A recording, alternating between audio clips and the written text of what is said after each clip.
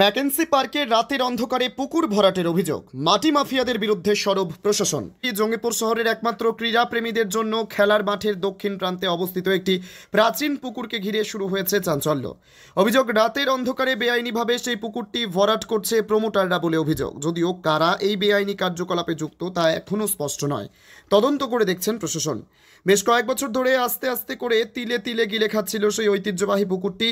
খবরের জেরে পুকুর বন্ধের জন্য সরজমিনে আসেন বিজেপির নেতা রাহুল সিনহা ও প্রাক্তন রাজ্য সভাপতি দিলীপ ঘোষ।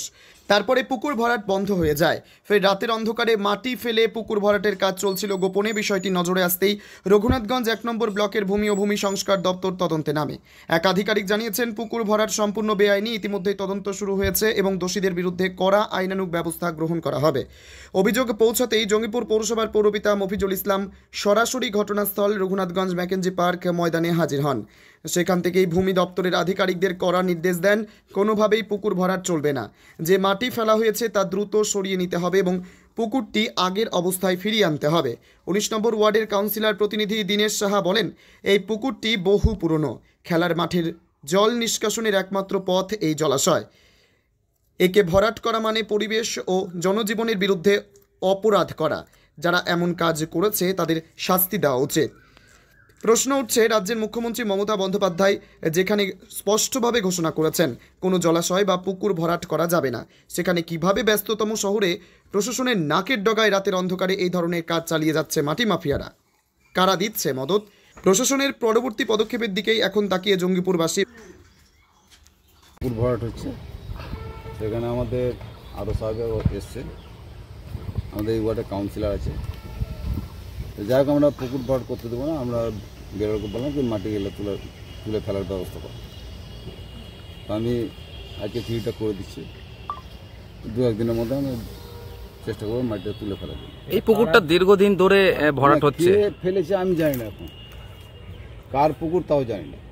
এখন তো কেউ নাই। আমরা দেখছি ওই বেরোকে দেখছি কার নামে কি আছে। দীর্ঘদিন ধরে অল্প অল্প করে ভরতে ভরতে আজকে এই অবস্থায় নিয়ে আসছে। না, সেটা তো দেখতে পাচ্ছি। এটা পুকুরটা বেশ বড়ই ছিল, কিন্তু আজকে দেখছি একদম গোটা ভর্তি করে দিয়েছে। বারংবার ভরাট হচ্ছে, বারংবার ভরাট হচ্ছে, বাধা পড়ছে, তাও আবার ভরাট হচ্ছে। আইনত ব্যবস্থা নেওয়া হচ্ছে না। জায়গা আছে, তার নামে কেস হবে। যদি এই পুকুরটা ভরাট হয়, কারণ ঐতিহ্যবাহী এবং একমাত্র জঙ্গিপুরবাসীর বা রঘুনাথগঞ্জবাসীর খেলার মাঠ, সেই মাঠের জল নিষ্কাশন একবারে সম্পূর্ণ বন্ধ হয়ে যাবে।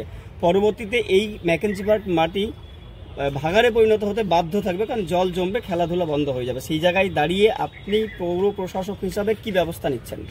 এটা বন্ধ হবে না, পুকুরই থাকবে। এটা আমার পৌরসভা থেকে নির্দেশ থাকবে। Thank you sir. আপনার স্কুল কি এখনো ম্যানুয়াল পদ্ধতিতে চলছে? সময় এসেছে আধুনিক প্রযুক্তিকে সঙ্গে নিয়ে এগিয়ে চলার। স্কুল সফট একটি পেশাদার স্কুল ম্যানেজমেন্ট সফটওয়্যার, যা আপনার বিদ্যালয় পরিচালনাকে করে তুলবে আরও সহজ, স্মার্ট এবং স্বচ্ছ। ছাত্র শিক্ষকের তথ্য এখন এক ক্লিকে। পরীক্ষার ফলাফল তৈরি হবে স্বয়ংক্রিয়ভাবে। ফি আদায়, রসিদ ও নোটিশ পাঠানো একদম সহজ। অভিভাবক শিক্ষকের সংযোগ হবে মোবাইল অ্যাপে এবং আরও অনেক কিছু।